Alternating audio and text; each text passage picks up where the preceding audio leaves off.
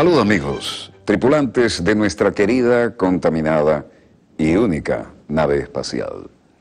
La misma que, desde la última vez que nos vimos por estos medios, ha dado otra vuelta sobre su eje imaginario y, por supuesto, sigue generando acontecimientos en pleno desarrollo. Y cuando no me ven de pie o en el mapa, es que tenemos un importante invitado.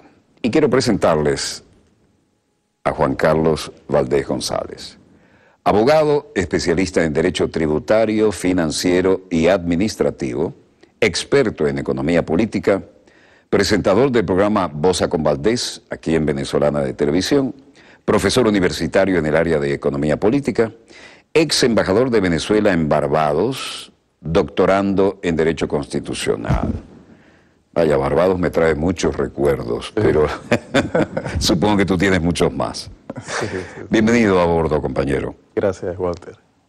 ¿Cuál dirías tú que es, en tu jerarquización profesional, el problema más grave que tenemos que afrontar en este momento? Nosotros tenemos problemas importantes y problemas urgentes. Importantes tenemos insoslayablemente el ataque desde Estados Unidos por las sanciones impuestas por el gobierno estadounidense. Eso incuestionablemente es importante para nosotros, y desde mi perspectiva, incluso desde un análisis, si se quiere, de la primera ley de la dialéctica, es la ley de la contradicción. La contradicción principal en esta etapa de la historia de la Revolución Bolivariana se ubica en la política exterior. ¿Okay? Porque evidentemente es desde afuera, es desde el ámbito internacional, que puede moverse los acontecimientos, como dirías tú, en pleno desarrollo de la Revolución Bolivariana. Es decir, o nos tumban desde afuera, ¿okay? O nos defendemos desde afuera y fortalecemos y consolidamos el proceso histórico que vive Venezuela. Fíjate, empecemos por lo importante.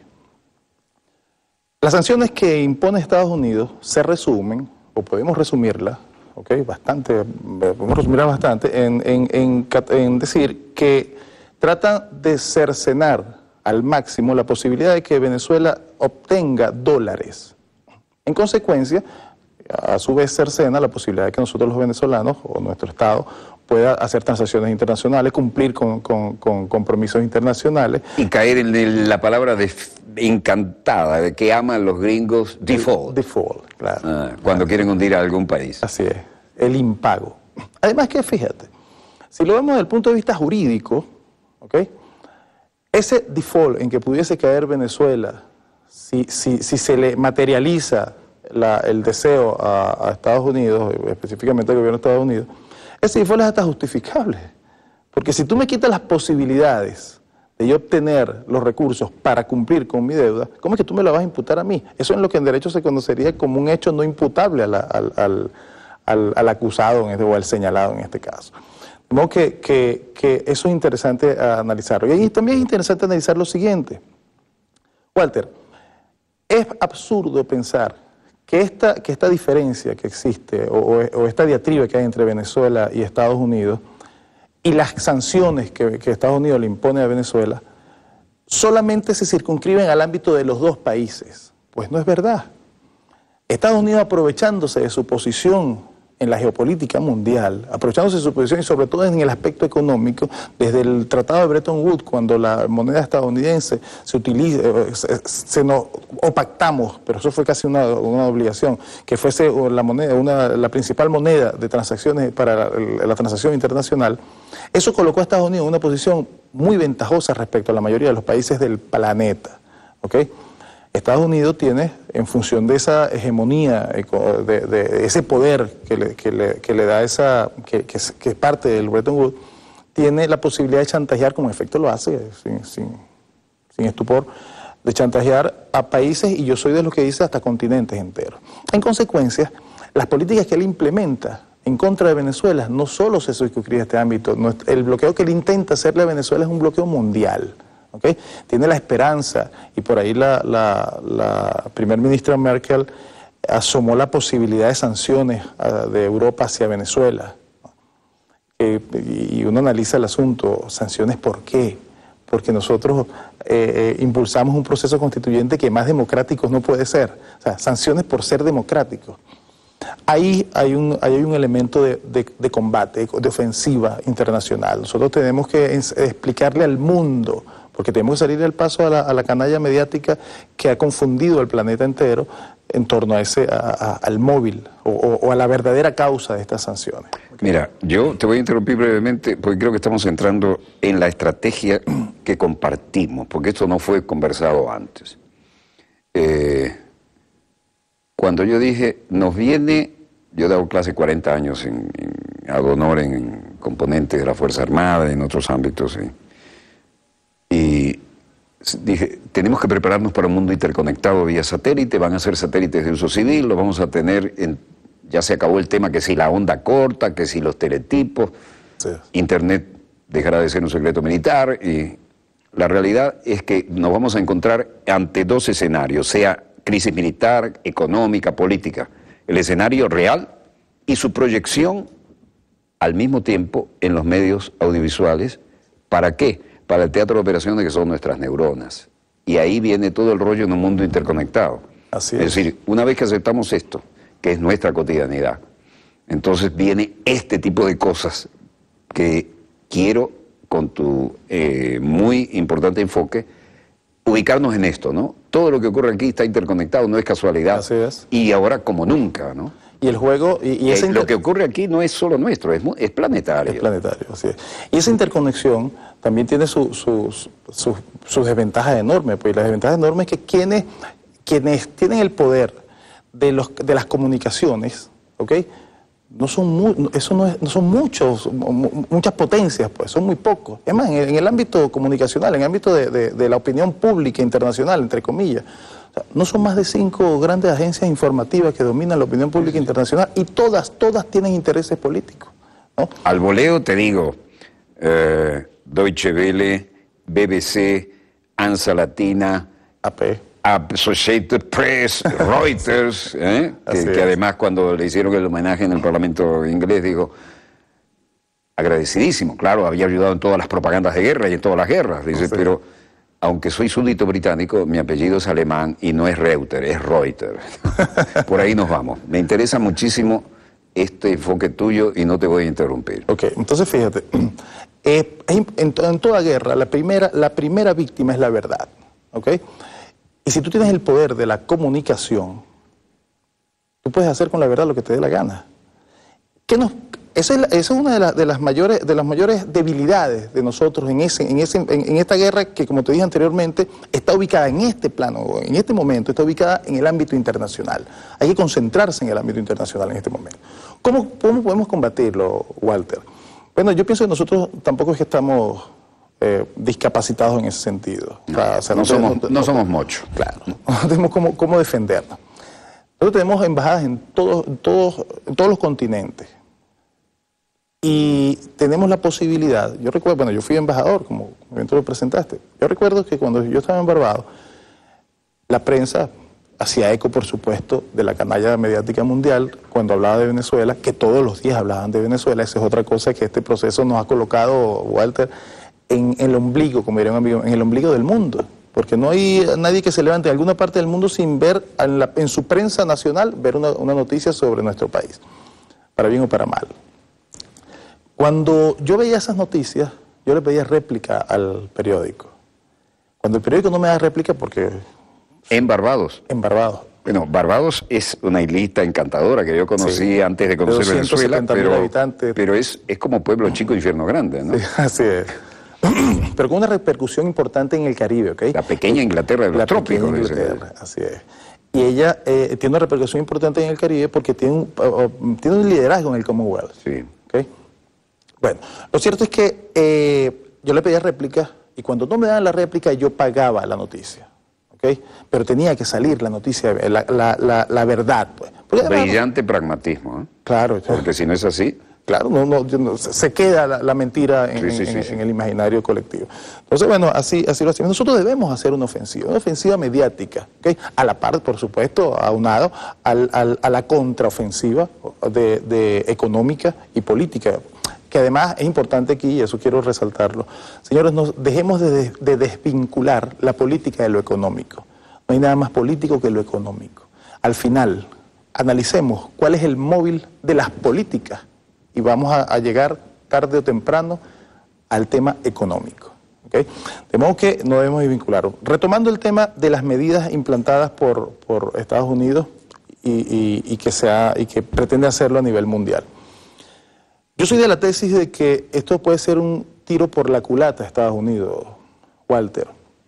Ellos nos están obligando, porque ni siquiera nosotros lo habíamos planteado, o por lo menos en lo inmediato, creo yo. Nos están obligando a que transformemos, ¿okay?, nuestras relaciones internacionales. ¿Okay? Y esa transformación de las relaciones internacionales de Venezuela irradia insoslayablemente e incuestionablemente en la transformación interna de Venezuela. ¿Okay? Aquí nosotros vamos a tener que a raíz de este ataque que estamos recibiendo, vamos a tener que hacer una reingeniería del Estado venezolano incluso. Vamos incluso, Walter, aunque parezca, y voy a tratar de hacerlo, de enlazarlo lo más claro posible, eso nos está obligando a hacer lo que en definitiva es una verdadera revolución, un cambio cultural, una revolución cultural. ¿Okay? Aquí ya estamos nosotros empezando, lo conversaba hace rato con un compañero aquí del canal, me decía, Juan Carlos, aquí definitivamente lo que está ocurriendo, esta crisis, por donde la veas, nos beneficia. ¿Okay? Ya la gente incluso en lo interno comenzó a tener una actitud incluso más responsable con sus finanzas. O sea, esa mentalidad de derroche que el venezolano estaba acostumbrado, ya ha mainado bastante. Sí, me puedo derrapar hoy porque total, en poco tiempo voy a tener más. Nunca me va a faltar. Nunca me va a faltar. Sí. Eso ya está cambiando en el venezolano. Circunscribamos nuevamente al ámbito de eso. ¿Por qué digo que le puede salir un tiro por la culata a Estados Unidos?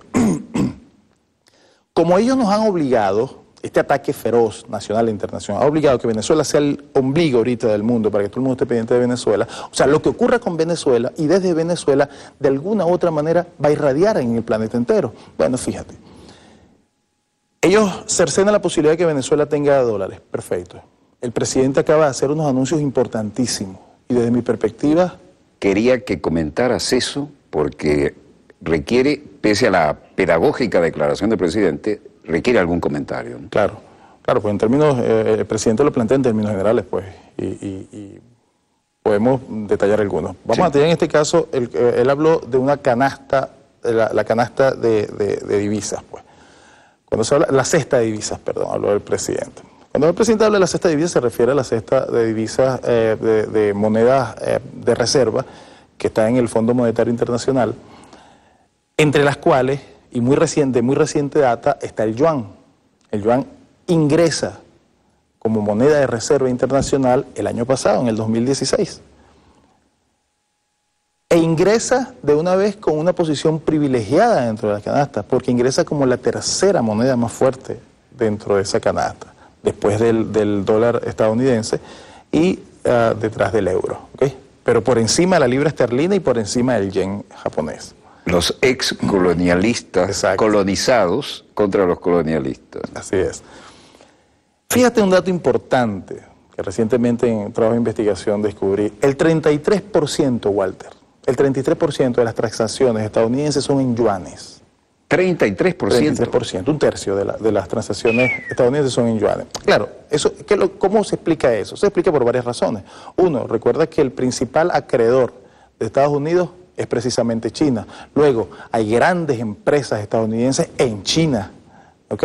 De manera que tiene explicación. Pero aquí hay otro dato interesante. El 37% aproximadamente de las transacciones de Europa son en yuanes también, ¿ok? De manera que el yuan es un elemento, desde mi perspectiva, pero muy interesante para cambiar la correlación de fuerzas en el planeta. Y los chinos poco a poco han ido avanzando, ahorita son claramente la primera economía, realmente la primera economía del mundo. Estaba leyendo un artículo de un economista estadounidense que dijo, en poco tiempo el yuan va a destruir el dólar, decía él, y explicaba sus razones. Fíjate lo siguiente, ¿qué ocurriría si nosotros los venezolanos, esta es una hipótesis de Juan Carlos Valdés, nosotros le vendemos petróleo a China, por supuesto, le vendemos petróleo a la India le vendemos una cantidad similar a la que vendemos a Estados Unidos, yo sé de paso, Que por cierto, señores, los que dicen Estados Unidos es el único que nos paga en efectivo, y como nosotros, pobrecitos, ¿cómo le vamos a quitar a Estados Unidos? Eso seremos tontos. Fíjense algo, Estados Unidos cada vez ha venido comprando menos petróleo, para quienes no lo sepan. En el 2015, Walter, Estados Unidos nos compraba aproximadamente casi 900.000 barriles diarios, o sea, 899.000 barriles, 90.000 barriles diarios, algo así. En el 2016 ya nos compraba 702.000 barriles diarios. ¿Okay? Fue bajando, ha ido bajando sustancialmente la compra hacia Venezuela porque es parte de la guerra, pues. ¿Quién llena la diferencia? ¿Perdón? ¿Producción nacional llena la diferencia? ¿O llena la diferencia con producción nacional, así es. Entonces, ellos han buscado la manera de asfixiarnos y esa era una manera de asfixiarnos. Bueno, esa manera de asfixiar... Mira, el petróleo lo quieren todos los países, es el alimento de los países, como lo decía Kissinger, pues, ¿entiendes? Y nosotros tenemos, para bloquear a Venezuela es casi imposible porque nosotros tenemos lo que necesitan todos los países del mundo para subsistir. Según declaraciones, creo que lo dijo nuestro amigo Fernando Travieso, creo que fue él quien se lo escuché, que escuché decir que la cantidad de petróleo que tiene Venezuela certificado, porque hay mucho petróleo sin certificar venezolano en la faja todavía, pero la cantidad certificada está por encima de lo que ha consumido el planeta Tierra en estos últimos 100 años. Pues. ¿Okay? De manera que tenemos petróleo allí para alimentar... Repítelo, porque esto es bueno que los televidentes lo pongan en su disco duro. Sí, que la cantidad de petróleo certificado que tiene Venezuela, certificado en la falda petrolífera del Orinoco, está ahí, no hay duda. Está allí, exacto. Es incluso superior a lo que se ha consumido el planeta en los últimos 100 años. ¿Okay? Es mucho la cantidad o sea, imagínate, y lo que sí es cierto, y lo que es muy cierto, además, mucho más cierto, es que cuando se le acabe el petróleo, al resto del planeta nosotros tendremos petróleo. ¿Okay? No es tan fácil cambiar hacia otra energía. El mundo se mueve por la energía fósil. Imagínate todos los vehículos que tú tendrías que cambiar a otro tipo de energía. ¿En cuánto tiempo? Bueno, Venezuela tiene... Y ahí están las razones quizás de nuestros dolores de cabeza, de las apetencias del imperio. Tú lo dices siempre en tu programa. Yo he dicho, lo repito hasta las náuseas, pero esto tiene que entrar, ¿no? Así es. Nosotros estamos a 4 o 5 días de Estados Unidos. ¿Van a preferir ellos que le venga a esperar 40 días que le llegue petróleo si lo tienen ahí al lado? O sea, nosotros somos definitivamente la joya de la corona para Estados Unidos. Entonces, fíjate, te decía, ¿qué pasa si nosotros, bueno, te decía que comprar el 40% de la producción actual nos la compra China, un 20% de Estados Unidos aproximadamente, otro 20% está la India, ¿ok? Nos queda un 10% entre el Caribe y Cuba. A Cuba nosotros le damos aproximadamente 80.000 barriles de petróleo diario, y a otros países de Latinoamérica otro 10% de nuestra producción. Ok, ¿qué pasaría si nosotros a todos les decimos, páguenos en yuanes? ¿Okay? Páguenos en... yuanes. Suenan las alarmas. Suenan las alarmas. Páguenos en yuanes, no hay problema. Es una moneda de la cesta del Fondo Monetario Internacional, la moneda de transacción internacional, aceptada en buena parte del mundo. ¿Okay? De manera que nosotros cambiamos por yuanes. Que además esa moneda sí tiene respaldo, porque si algún país tiene unas reservas en oro descomunales, es China precisamente, es la primera reserva en oro del mundo. Y nadie le regaló nada. Y nadie le regaló nada, exactamente. En cambio, ¿qué pasaría al ocurrir eso? El mundo, sobre todo los países como el nuestro, pues un país pequeño en vías de desarrollo sin lugar a duda, pero con una dignidad enorme, que empieza a surgir, como ha surgido en Venezuela, la dignidad de los demás países. ¿Qué ocurriría si los demás empiezan a transar en yuanes? Walter, la mayor industria, eso lo dice Juan Carlos, la mayor industria de Estados Unidos no es las armas, es la maquinita de fabricar papeles verdes que se lo compra en el mundo. En el resto del mundo, la gente trabaja, se esfuerza y crean bienes y servicios del esfuerzo, del valor del trabajo, surgida del valor del trabajo. ¿Y qué hace Estados Unidos? Imprime un papelito verde y dámelo. ¿Okay? Eso es muy fácil. Pero si se cambia ese poder de la moneda de Estados Unidos, si cambiamos a otra moneda de transacción internacional perfectamente aceptable en el mundo, ¡ah, caramba! Ese castillo de naipes que definitivamente lo es, porque estamos hablando del país con la mayor deuda externa del planeta, que es superior ampliamente, ¿cómo decirte? O sea, muy por encima de su Producto Interno Bruto. Ese país se caería como un castillo de naipes. Pero por supuesto, ¿qué le queda a ese país? Es ahí donde se pone aún más peligroso, Walter, porque le queda otro elemento de sustento de ellos, y son las armas, ¿okay? Su poderío bélico. Mira, hay una tesis que no es nada descabellada, que el ataque feroz y la muerte de Muammar Gaddafi se debe fundamentalmente a la pretensión de este mandatario de crear una moneda para los países transables, solo para los países africanos, que se llamaría el dinar oro, se iba a llamar el dinar oro.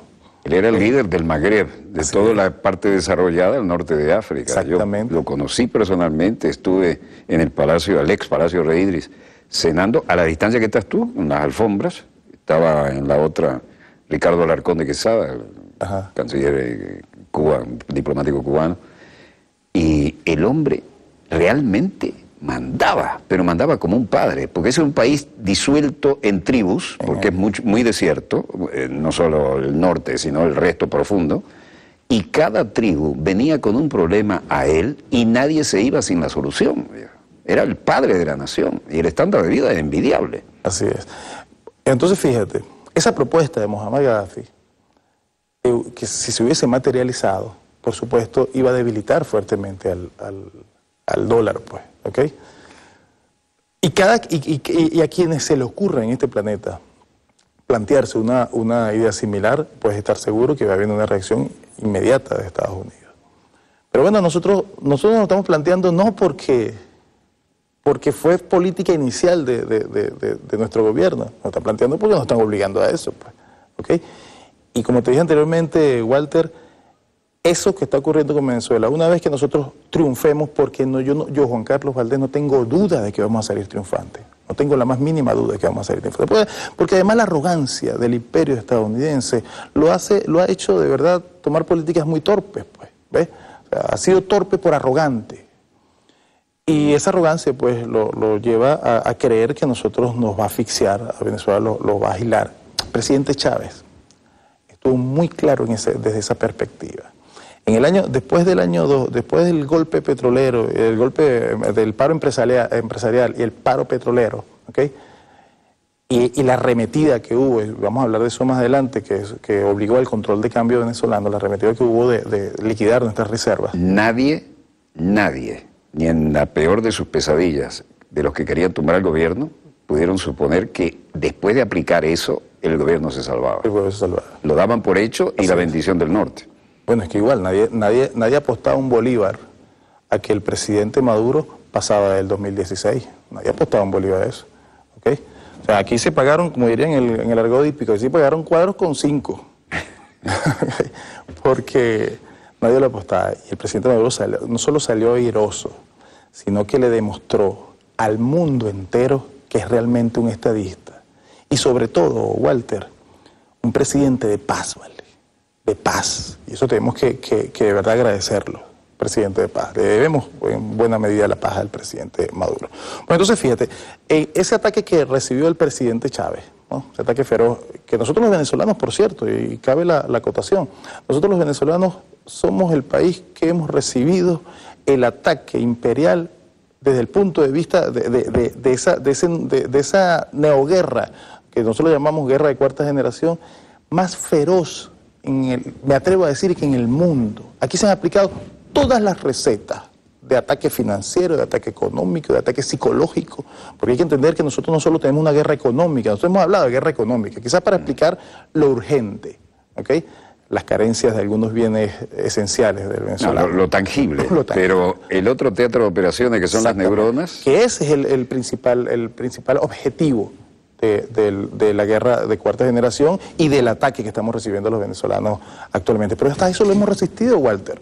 O sea, yo le he comentado a un amigo que en relación con la pérdida las elecciones que perdimos el 6 de diciembre, que gana la oposición, las elecciones parlamentarias, digamos que el pueblo que está a favor de la continuidad de la revolución bolivariana en ese momento fueron 5 millones de personas, poco más de 5 millones de personas que votaron a favor del proceso revolucionario para las elecciones parlamentarias. 5 millones de personas. Yo le decía a este amigo, ¿es que acaso esas 5 millones de personas que votaron ahí, Walter, no hacían colas? No estaban pasando, no estaban sufriendo los embates de este ataque económico feroz que estamos. Pues sí. ¿Y por qué votaron por la revolución? Porque comprendieron, están comprendiendo que dónde está el verdadero enemigo. ¿Okay? Y cada vez hay más gente comprendiéndolo. Walter, acabamos de sacar 8 millones de votos más de 8 millones de votos para las elecciones de la Asamblea Nacional Constituyente, que es bueno que lo sepa el mundo, porque este es uno de los programas que más se ve en el continente.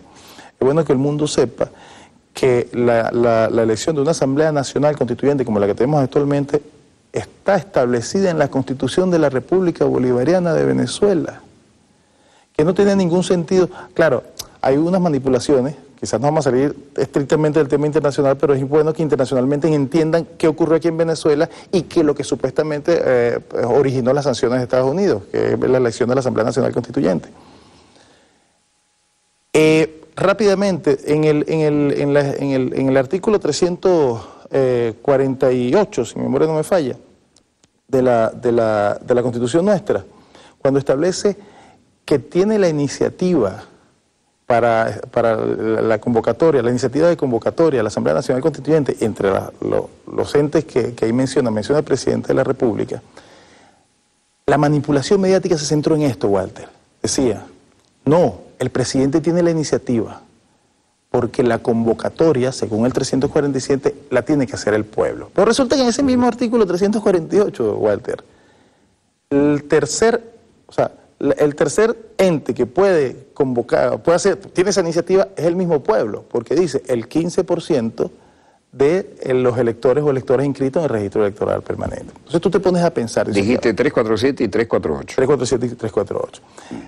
Y en el 3 dice, si en ese mismo artículo donde aparece el presidente de la República como tiene la iniciativa para la convocatoria, aparece también el pueblo, porque en ese mismo artículo dice, está el presidente de la República, la Asamblea Nacional con sus 2/3 partes de los miembros, los cabildos, los consejos, los cabildos también con las 2/3 partes, y luego el 15%, oigan esto, hermanos latinoamericanos y hermanos del mundo, el 15% de los electores y electoras inscritos, o sea, el pueblo, ¿okay? Está en el mismo artículo del presidente. Si usted dice que para convocar hacía falta un referéndum consultivo, que era una de las cosas que decía, resulta que tú sabes cuántos electores se requieren para un referéndum consultivo. Según la propia Constitución, 10%. Es decir, tiene más legitimidad el 10% que el 15%.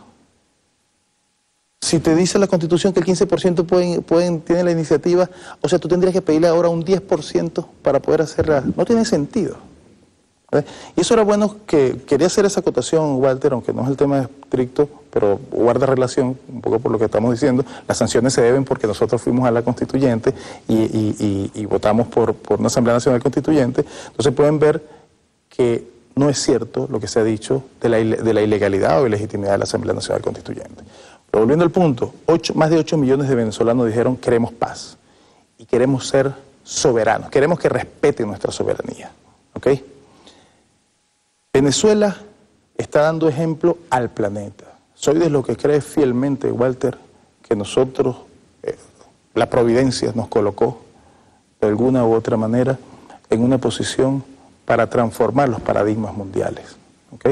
Y en lo económico, volvamos al punto de las medidas que el presidente implementó, eso del cambio de utilizar otras monedas de reserva internacional, yo pienso que va en el camino correcto sin lugar a dudas y va tarde o temprano a dar al traste con la hegemonía de Estados Unidos. Porque Venezuela es ejemplo, quieranlo o no lo quieran, Venezuela es ejemplo de transformación. Hemos resistido como nadie los embates del imperio. Bueno, ya es un lugar común en este programa recordar aquella verdad gigantesca, histórica.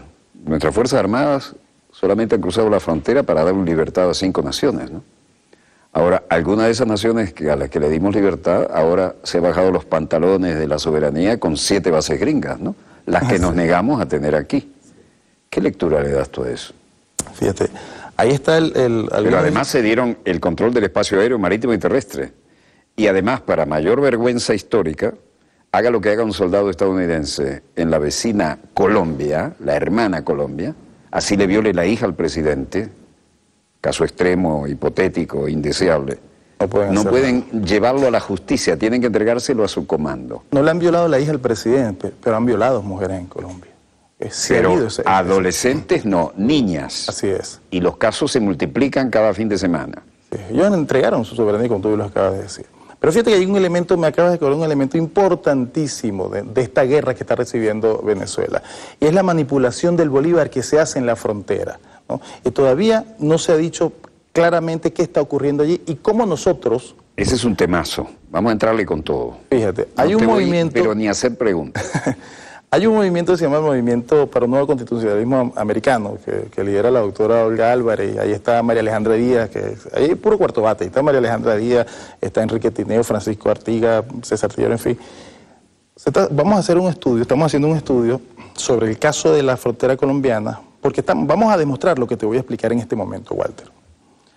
La manipulación del bolívar que se hace en la frontera colombo-venezolana, específicamente en el lado de Cúcuta, que deprecian el valor del bolívar, no tiene nada que ver, y eso ya lo estudiamos, no tiene nada que ver, y aquí a muchos les va a saltar el oído, no tiene nada que ver con la resolución número 8 del Banco de la República. No, Walter, no tiene que ver. Porque te explico qué es la resolución número 8. La resolución número 8 del Banco, emitida por el Banco de la República en el año 2000, es un compendio de leyes sobre el tema cambiario de ese país. O sea, ellos agarraron todas las leyes que tienen que ver sobre el tema cambiario y la compendiaron en esa resolución número 8. ¿Ok? Hay leyes del año 84, por decirte algo. Colombia tiene un sistema cambiario flexible, se conoce como sistema cambiario flexible, es decir, que el valor de la divisa va a depender de la oferta y la demanda de esa divisa. ¿Ok? Por eso ellos te hablan de TRM, tasa referencial del mercado. ¿Okay? Tasa representativa del mercado, perdón. No te hablan del dólar específicamente, la tasa representativa. Porque a diferencia nuestra, que es un sistema rígido, nosotros el valor de la divisa lo coloca la autoridad cambiaria. O sea, el Estado dice, tantos bolívares por dólar, punto. ¿Ok? O tantos bolívares por otra divisa. Ok, en Colombia no, se supone que eso depende de la oferta y la demanda. Ahora fíjate, nos preguntamos, ¿por qué se deprecia el bolívar en Colombia? Si partimos del sistema que ellos tienen, que es el sistema flexible, que el valor de la divisa depende de la oferta y la demanda, tendríamos que concluir, como lo dice el gobierno colombiano, que nadie compra bolívares en Colombia, ¿me entiendes? Y en consecuencia, no existe, hay una demanda muy marginal de bolívares, el precio tiende a caer, pues, por efecto de oferta y demanda. Pero resulta, Walter, que hace 2 años, la canciller Holguín dijo que Colombia perdía aproximadamente 6.000 millones de dólares por efectos del contrabando de extracción que surge de Venezuela. Es decir, dejan de comprar en Colombia por contrabandear los bienes venezolanos. Y ellos calcularon eso en aproximadamente 6.000 millones de dólares al año. ¿Okay? ¿Y qué tal serviría eso para hacerle la vida más grata, ya que hablamos de 6 y muchos ceros, a los 6 millones de colombianos que tenemos viviendo aquí, que votaron con... La mayoría en contra, ¿no? ¿Eh? Así es. Fíjate esto. Que no encuentran allá salud, educación, trabajo, futuro para sus hijos, y se vinieron a vivir aquí y los hemos recibido fraternalmente. Y los queremos y los apoyamos y los cuidamos. Y nadie les llama... Pero además estamos manteniendo más de 12 millones, entre 12 y 18 millones de colombianos dentro del territorio colombiano. La frontera y más allá. Y más allá. Llega hasta Bogotá. Háblanos de eso, porque este es el momento. Perfecto, pero déjame terminar este punto porque quiero que quede bien claro. Si ella dice que son 6.000 millones de dólares, las cifras que maneja nuestro gobierno son mucho mayores, pues, son superiores. Son 6.000 millones de dólares. Vamos a colocarlo a la tasa más baja que podamos, a 10 bolívares por dólar, ¿ok? Porque el contrabando de extracción, para que lo sepan nuestros amigos latinoamericanos y del mundo, se transa en bolívares como todo, en efectivo, como todo acto delictivo. Todo acto delictivo es en efectivo, porque ellos no utilizan la banca para no dejar trazas, pues para no dejar rastro. Es en efectivo. O sea, el traficante colombiano que viene a comprar los bienes venezolanos, lo paga en bolívares. o sea que necesita bolívares para pagarlos, pues. Hay una demanda de bolívares. Si son 6.000 millones de dólares y lo pones a 10 bolívares, son 60.000 millones de bolívares que se requieren en la frontera solamente para extraer los bienes de Venezuela. ¿Okay? Es mucho más, la realidad es mucho más, pero yo me estoy basando en lo que dijo la canciller Holguín. Si son 60.000 millones de bolívares, ¿tú sabes cuántos dólares se demandan en toda Colombia aproximadamente al año? Alrededor de 40 o 42 mil millones de dólares. Por año. Por año. O sea que se demanda más bolívares en la frontera que dólares en toda Colombia. Si el sistema de Colombia mide o determina el precio de la divisa de acuerdo a su demanda, su oferta y su demanda, el bolívar debería valer mucho más que el dólar en Colombia. ¿Y por qué lo deprecian? Porque mienten deliberadamente. Además, tú vas, y eso es así. Usted va, amigo, de cualquier parte del mundo, váyase ahorita a Cúcuta y lleve un billete de 10.000 bolívares y le pueden dar hasta 14.000 bolívares por ese billete. ¿Okay? Se lo dan en electrónico, se lo transfieren a su cuenta, pero se quedan ellos con el billete, con el efectivo, ¿okay? Para hacer sus transacciones ilegales. O sea, la demanda de bolívares es bárbara. O sea, el gobierno colombiano deliberadamente miente cuando dice que no se demanda bolívares y en consecuencia eso es lo que explica la caída del precio del bolívar en la frontera. Ellos transgreden con eso normas del Fondo Monetario Internacional, normas del comercio internacional, transgreden flagrantemente. Venezuela puede válidamente demandar al gobierno colombiano por eso que está haciendo. ¿Okay? O sea, nosotros habíamos planteado en una oportunidad, Walter, fíjate, las monedas forman parte de la soberanía de un país. ¿Okay? Habíamos planteado la posibilidad de que nuestra autoridad cambiaria le exigiera, la autoridad cambiaria en este caso sería el Banco Central de Venezuela, puede válidamente exigir el Banco de la República que sencillamente no cotice más el bolívar. Walter, cuando tú vas a otro país, a la mayoría de otros países, tú no compras aquí la moneda de ese país, tú compras alguna otra divisa, ya sea un dólar o un euro, y cuando llegas a ese país, cambias esa moneda por la moneda del país. Que es la única de circulación legal. Exacto. Nosotros lo que decíamos, bueno, ¿y por qué los colombianos no hacen lo mismo? Porque el único país del planeta donde se cotiza el bolívar libremente como el dólar, como el euro, es Colombia. O sea, tú en Colombia vas a una casa de cambio y le cotizan euros, dólares y bolívares. ¿Okay? Bueno, no me cotice más el bolívar. Listo, no me toque más el bolívar. ¿Okay? El que quiera bolívares en Colombia, que compre euros, que compre dólares y lo cambie aquí en Venezuela por bolívares. Punto. Son esas dos medidas. Lo cierto es que Colombia está sujeta a una demanda internacional por lo que está haciendo. Está transgrediendo normas internacionales al mentir. ¿Okay? Diciendo que nadie demanda bolívares y eso... A ver, ¿ante quién está transgrediendo? ¿Qué elemento de justicia avala esto gravísimo que acabas de decir? Fíjate, hay compañeros que dicen que hay que denunciarlo ante la Organización Mundial del Comercio, incluso hay elementos que... Porque y lo que te voy a decir no pareciera agarrado a los cabellos, pero si lo analiza evidentemente no lo es. Hay la depreciación del bolívar que se hace en Colombia afecta sustancialmente a la economía venezolana, porque eso conduce a que se estimule el contrabando de extracción. Fíjate por qué, Walter.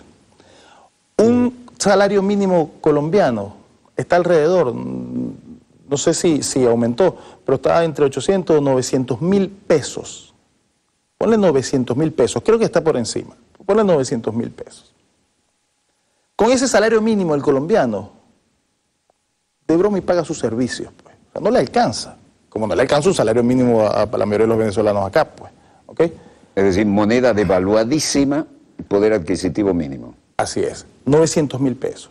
¿Qué pasa, como ya está ocurriendo, al depreciar ellos el bolívar en la frontera, que en este momento está por debajo del peso, pero ponlos a la par, que lo hayan puesto a la par, un peso, un bolívar?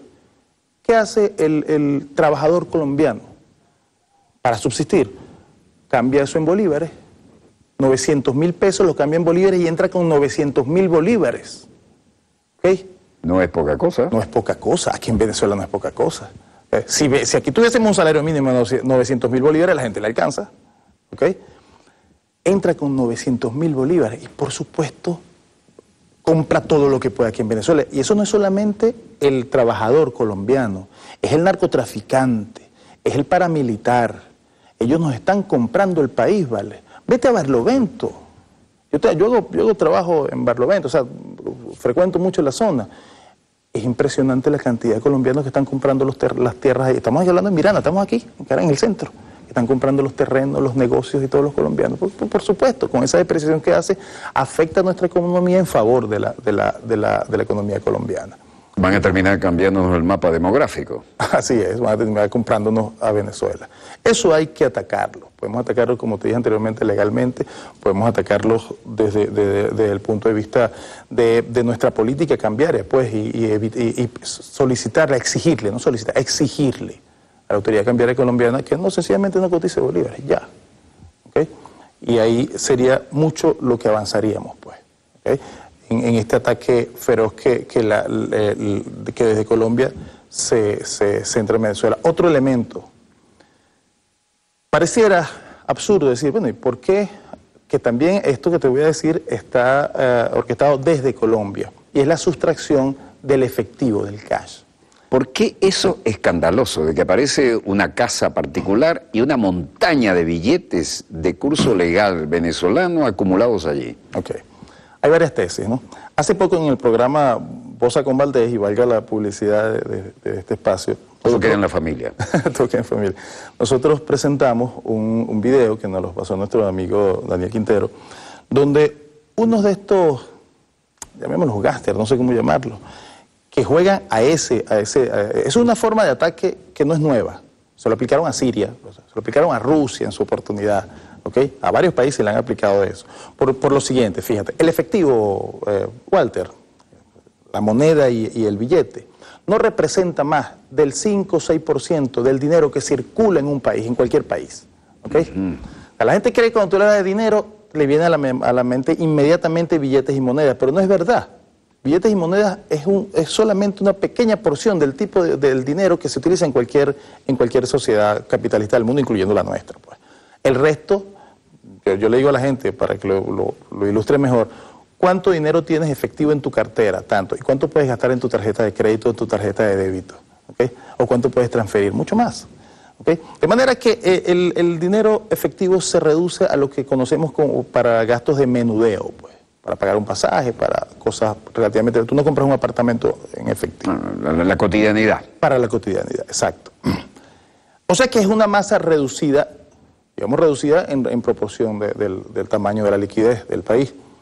Bueno, ¿cuál es la idea de sustraerlo? Fíjate, la primera tesis de lo que decía este señor, que trabajaba en eso, porque él también había sustraído bolívares. Pero él dijo lo siguiente, la idea es la siguiente: nosotros te sustraemos esa cantidad enorme, pues te estoy hablando que eso era él estaba en Libia, creo, no sé, él estaba en el Oriente Medio. Y dice, se extrae esa cantidad porque damos por hecho de que el presidente Maduro cae. ¿Ok? Al caer el presidente Maduro, oye esto porque nos vamos a explicar otra cosa. Al caer el presidente Maduro, todo va a bajar de precio. ¿Qué te dice eso? Que todo está inducido, que esta enorme subida de precios en todos los sentidos, no solamente alimentos, medicinas, no, señores, los apartamentos, ahorita nadie puede comprar un apartamento, por lo menos un trabajador. Recaliento la economía porque quiero tumbar al presidente y de paso robo todo lo que puedo. Vamos a utilizar una expresión que conocemos y que lo dijo un famoso presidente estadounidense: haremos chillar la economía venezolana. Hizo una forma sencilla la economía venezolana. Y cuando todo caiga, estos mercaderes o estos sicarios de la finanza, cuando todo caiga, estos bolívares tienen mucho más valor. Y en el caso de él decía, nosotros vamos a Venezuela con todo ese efectivo y te lo compramos oro, pues. ¿Ok? Esa es una de las razones fundamentales por las cuales sustraen el bolívar. Por supuesto, para crear además, y eso crea internamente una incomodidad enorme en la población venezolana y sobre todo en los sectores de menores recursos. Pues, y esa es la jugada política, crear el malestar y después cosechar ese malestar. Así es. Transformarlo en decisión. Como nos queda relativamente poco tiempo, vamos a tocar el tema del control de cambio. Este es un tema quizás, entre comillas, más doméstico, pues.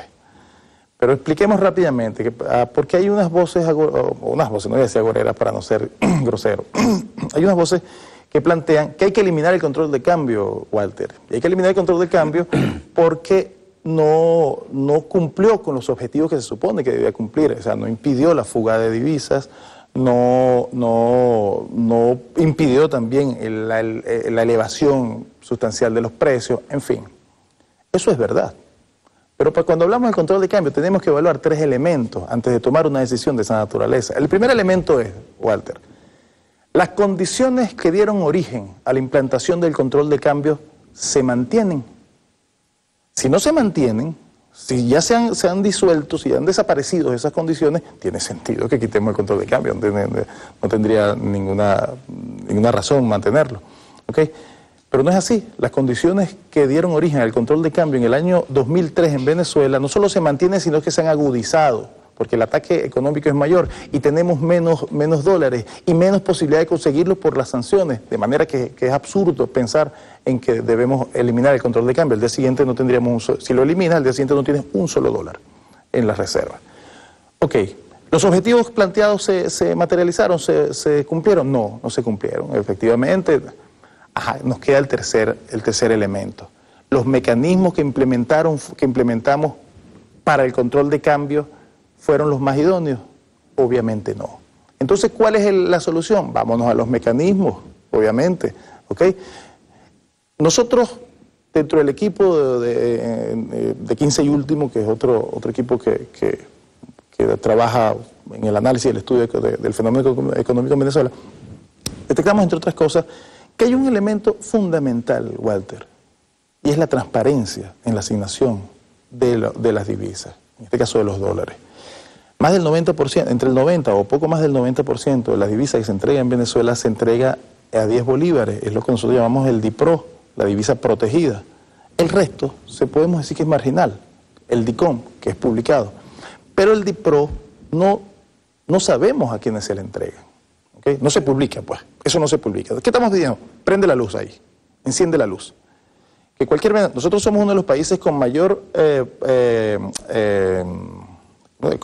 posibilidad de Internet, pues, o sea, que tenemos más acceso a Internet en el continente. Tenemos más conexiones. Sí. Más conexiones a Internet en el continente. Que nosotros podamos, Walter, cualquier venezolano, tú, yo, cualquiera, los que estamos acá, podamos ver a quiénes le entregaron divisas a 10 bolívares. ¿Para qué? ¿Cuánto? ¿Cuándo? ¿Qué va a hacer él con esas divisas? ¿Qué va a importar con esas divisas venezolanas? Y que además pudiésemos nosotros, porque eso lo hacen incluso empresas de encomiendas. Tú te traen de X país, te mandan una encomienda y tú puedes hacerle seguimiento por internet a lo que te envía. Que podamos hacerle seguimiento a los bienes o que se supone van a venir al país con eso. Es la lógica elemental del periodismo. ¿Qué, quién, dónde, cuándo, cómo y por qué? Así es. Pero haciéndolo transparente, todo el país lo vigila. Yo no voy a decir imposible, porque no hay nada imposible, pero sería muy difícil que se desvíen los recursos. Porque yo le decía, en una entrevista de radio que me hicieron, yo le decía a la entrevistadora, decía, mira, pero es que si se transparenta eso, el opositor, el público opositor del gobierno va a estar investigando quiénes son esas empresas con la esperanza de conseguir algún chavista en esa empresa. ¿Okay? Y el público y el chavista va a hacer lo mismo con la esperanza de conseguir algún líder opositor en esa empresa. Lo van a fiscalizar. Esa es la mejor. Incluso, si tú transparentas todo, Walter, el empresario honesto, porque los hay, sin lugar a dudas, que le dieron sus divisas protegidas y va a importar alimentos o medicinas o materias primas y trae, cuando llega eso a la aduana, si el pueblo obtiene acceso a saber cuándo llegó eso a la aduana, es muy difícil que alguna mafia aduanera chantajeen al empresario reteniéndole la mercancía, buscando la manera de que él pague alguna coima, ¿okay? Porque el pueblo diría, bueno, ya vaya, esa mercancía llegó, ¿por qué no ha salido? ¿Okay? Hasta eso ayudaría a transparentar ese proceso. De manera que el problema no es el control de cambio, porque las condiciones que dieron origen a él se mantienen y se han agudizado, como ya lo dije anteriormente. El problema es el mecanismo. Si transparentamos el mecanismo, yo estoy seguro que nuestro gobierno lo va a hacer tarde o temprano, porque esta es una revolución ética, porque además ese también es parte del... Bueno, esa ventaja moral es la que nos da la ventaja estratégica. Sin lugar a dudas, sin lugar a dudas. Nosotros, Ahora hay que solucionar lo táctico, además de lo estratégico. Así es. Y bueno, y cuando hablaba del urgente, hablaba de eso.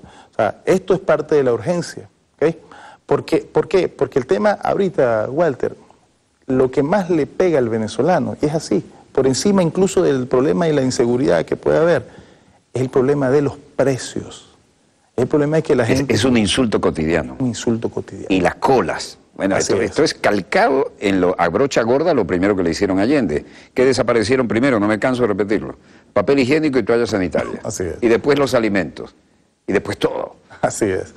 Entonces, es urgente, incluso el tema de los precios, porque, fíjate, la escasez de bienes. Esto es otro tema. Rápido, porque cuando hay poco tiempo y son tantos los temas. Estás cerrando el programa. Estoy cerrando. El tema del dólar paralelo, ¿ok? Que nos ataca a nosotros hoy. Que está directamente relacionado, sin duda, tiene relación con el tema inflacionario, con el tema de la subida de los precios. Pero fíjate esto, la subida ya ni siquiera el dólar paralelo explica la subida de los precios, por una razón simple. El dólar paralelo sube, los precios suben. Fíjate, lo voy a graficar de esta manera, ahora se vea. Sube el dólar paralelo, suben los precios. Baja el dólar paralelo, se mantienen los precios. Sube el dólar paralelo, suben los precios. Fíjate que ya el precio se fue por encima del dólar paralelo. Y es así, está ocurriendo eso. Según un estudio que hizo una empresa de economía, una firma de economía, del año pasado, Walter, para el 2016, la subida del dólar paralelo era 10 veces menor que la subida de los precios. Es un ataque bárbaro que nos están haciendo. La especulación sin justificación alguna. Sin justificación alguna. Eso es antipatria acá y en donde pongas el dedo en el mapa. Donde vaya, así es. Bueno, Juan Carlos Valdés González, esto ha sido catedrático, pero pedagógico, como debe ser, desde luego, en el sentido de poder llegar a Juan Bimba, ¿no? Y no quedarnos en aquellas disquisiciones tan elegantes que a veces nos pretendían los neoliberales llenar el cupo de nuestras neuronas para aplicarnos lo que después nos aplicaron. Y en materia económica utilizan mucho el lenguaje encriptado, como decimos nosotros, para que la gente no lo entienda. Bien, encriptado también tiene inteligencia esto, así que esperamos que actúen en ese sentido. Sí es. Muchísimas gracias por tu presencia aquí. Gracias, Juan. Y donde quiera que ustedes se encuentren, gracias por permitirnos estar allí con ustedes. Desde el estudio 3 de Venezolana de Televisión finaliza aquí otro dossier. Y Walter Martínez, a nombre del equipo, les agradece la atención dispensada y el habernos permitido estar allí con ustedes.